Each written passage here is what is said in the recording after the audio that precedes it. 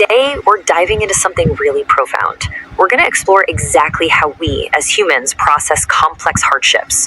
We're talking everything from deeply personal grief, like losing a loved one, all the way to massive community struggles. And maybe most importantly, we'll look at the incredible evidence-based ways that simply sharing our stories helps us heal and ultimately move forward. So, how do we even begin to process the unimaginable? When you're struck by the finality of death, especially losing an anchor in your life like a parent, it feels, well, it's almost unbelievable, right? You could be a fully grown adult, but that parent, they were your very first anchor in the world. Losing that support and guidance is a massive shock.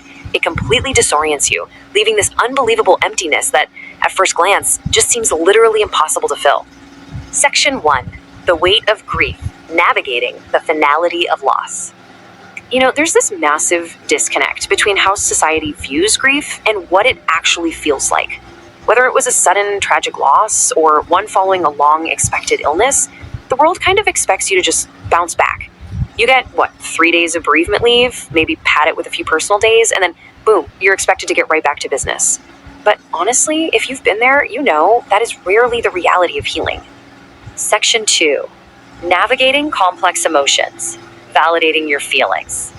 Because the truth is, grief isn't just crying. It is totally nonlinear. 1 minute you might be in shock, the next you're completely numb, or even experiencing intense anger.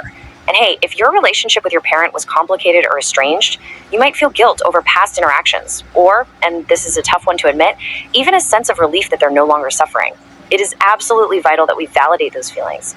Feeling numb or relieved is just as normal as feeling sad. Seriously. Which brings us to a really tough hurdle, stigma management. This is basically navigating that heavy societal pressure to quickly just move on before you've actually dealt with your distress. People expect you to neatly check off the famous 5 stages of grief, denial, anger, bargaining, depression, acceptance, like a to-do list.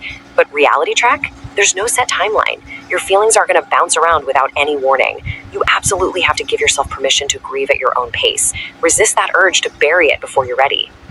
And because grief takes such a massive physical and mental toll, putting your well-being first isn't selfish. It's literally essential for survival.